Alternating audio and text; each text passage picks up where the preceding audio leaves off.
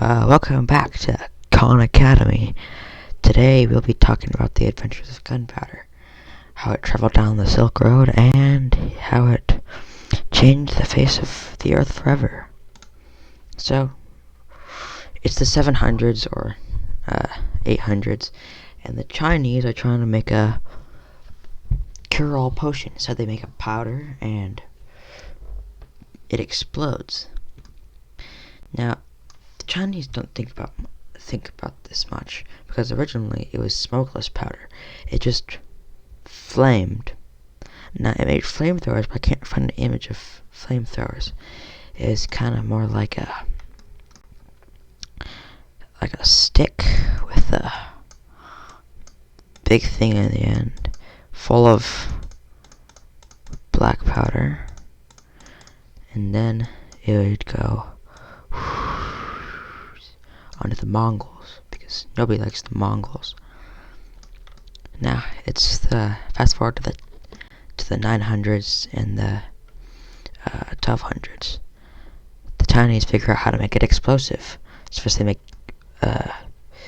they make fireworks, and this scares the Mongols. They go, "Oh no, I've never seen this before."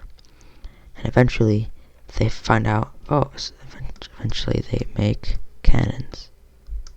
This high quality cannon.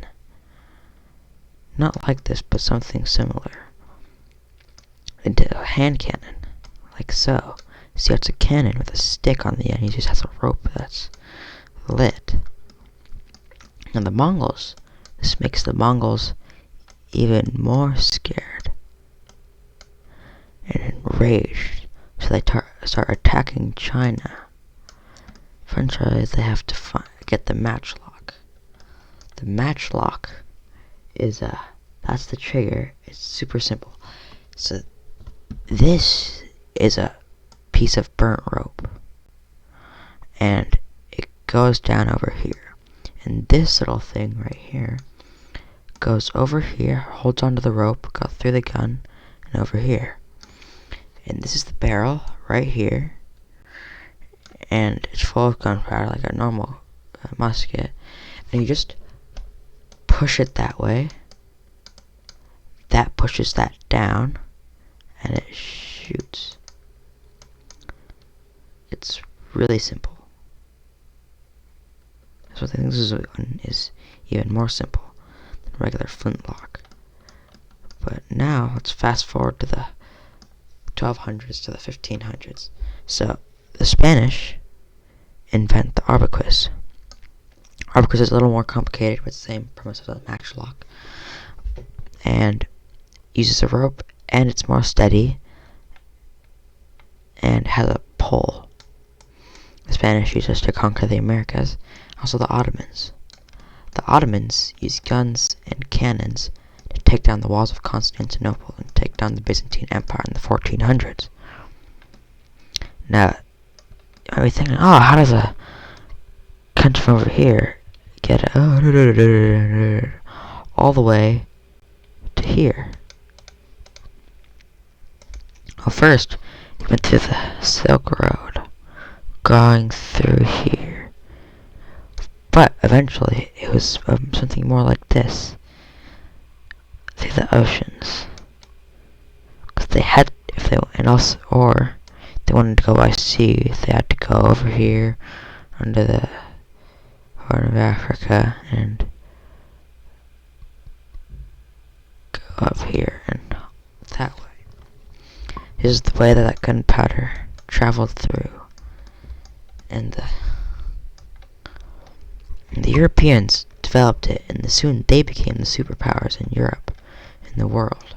They used cannons and guns and arquebuses to take over much of the lands. That's why there are not as many small countries, but more big countries here. And that's why the Ottomans are tiny. I have no idea what's going on in Asia, but that's their own thing. Now, it's the 1500s, and the Spanish and everyone else is like, I gotta get on this colonizing thing, and they go from here and here and here and here to go and colonize this, because they can do that with the power of gunpowder through force and domination. And well, I guess the British.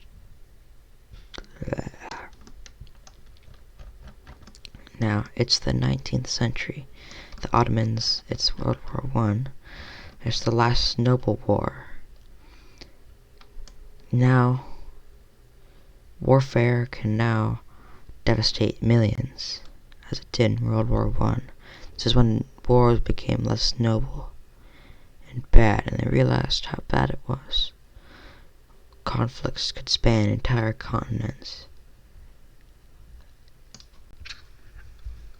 And yeah, these died, but I guess it was also good, but mostly bad because it involved warfare. Thank you for listening to KON Academy. It will be with you next Tuesday.